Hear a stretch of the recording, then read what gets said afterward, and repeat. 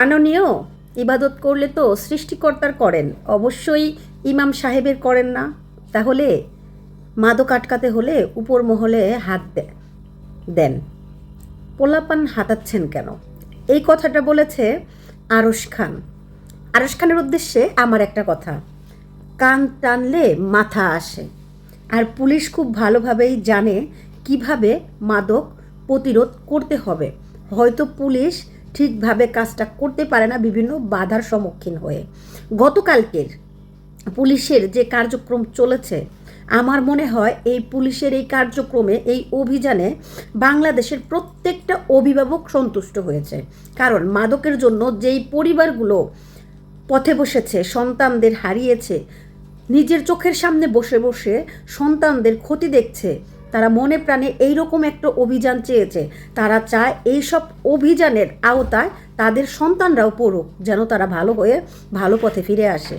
তার কারণ হলো, এই মাদকের জন্য সন্তান মায়ের গলায় ছুরি ধরে, এই মাদকের জন্য সন্তান বাবা মায়ের গায়ে হাত তুলে, এই মাদকের জন্য সন্তান এবং বাবা মায়ের সম্পর্ক নষ্ট হয়। তাই মাদককে নাক বলুন। আর অবশ্যই আমরা অপরাধকে ঘৃণা করব। সেই অপরাধ ছাত্র করলো না মন্ত্রী করলো না ম্যাজিস্ট্রেট করলো না তার সন্তানরা করলো, এটা বড় কথা না। আমরা চাই আমাদের সমাজ থেকে মাদক দূর হয়ে যাক, মাদক মুক্ত হোক। আর এই মাদক মুক্ত করার জন্য অবশ্যই আমরা চাইব পুলিশ এবং বাংলাদেশ আর্মি সবাই মাঠে নামুক এবং মাদক যারা সেবন করে, যারা বিক্রি করে, এদের প্রতিহত করুক। সেই আওতায় যদি আমার ভাই, আমার সন্তান পড়ে, সেও শাস্তি পাক। তারপরেও মাদক নিধন হোক, মাদকের নেশা থেকে বাঁচুক আমাদের যুব সমাজ। প্রত্যেকটা পরিবারেই না, যেসব পরিবারে বিশেষ করে মাদকাসক্ত সন্তান আছে, তারাই জানে যে এর জন্য তাদের কত কিছু ফেস করতে হয়।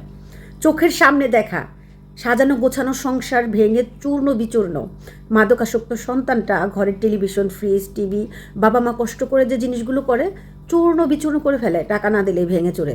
ওই সব সন্তানদের না বাবা মা মাঝে মাঝে চায় যে পুলিশের কাছে তুলে দেই, কিন্তু আবার দিতে পারে না ওই যে মায়ায়। কিন্তু পুলিশ যদি অ্যাকশন নেয়, এদের ধরে, এদের শাস্তি দেয়, বিশ্বাস করেন যখন 5 জনকে শাস্তি দিবে, সেই ভয়ে আরও 10 জন ভালো হয়ে যাবে। তাই পুলিশের এই অভিযানকে স্যালুট জানানো উচিত।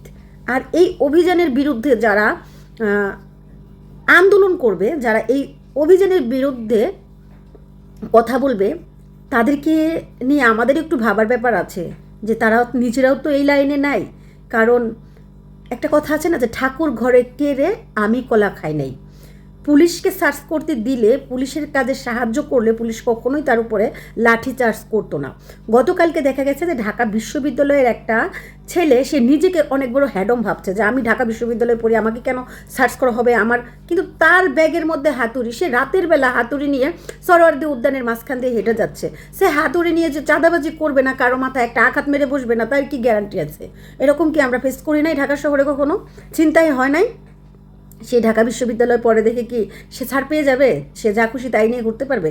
ছুরি চাকু অনেক কিছুই তো কাল সেদিনের অভিযানে পুলিশ উদ্ধার করেছিল। তারপরেও আপনারা সুশীল সমাজের মানুষ হয়ে কীভাবে এই প্রতিবাদটা করেন যে পুলিশের বিরুদ্ধে কথা বলেন? পুলিশ তো একটা ভালো কাজ করেছে।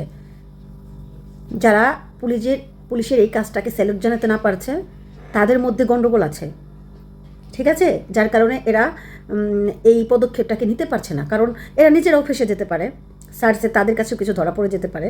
একটা লাল টি শার্ট পরা ছেলের কথা মনে আছে, যে কিনা বলছিল স্যার আমি তো নেশা করি না, আমার কাছে কিছু নাই। কিন্তু তার প্রোফাইল ঘুরে দেখা গেল সে নেশা শুধু করে নাকি এই বয়সে, সে তো পুরো গোডাউন নেশার, তার প্রোফাইল ভরা। তাই এই যে প্রতিবাদগুলো যারা করছেন একটু বুঝে শুনে করবেন, কারণ আপনাদের এইসব ভুল ভ্রান্তি প্রতিবাদ করলে না, তখন অনেক মানুষ আপনাদের পক্ষ থেকে সরে দাঁড়াবে। আপনাদের এইসব প্রতিবাদগুলোকে তারা মেনে নিতে পারবে না। তারা আপনাদের পক্ষে থাকলেও তখন দেখা যাবে যে পুলিশের পক্ষে চলে যাবে। কারণ মানুষ সব সময় চাইবে আমাদের সমাজ থেকে সকল প্রকার অপরাধ দমন হোক। ধন্যবাদ।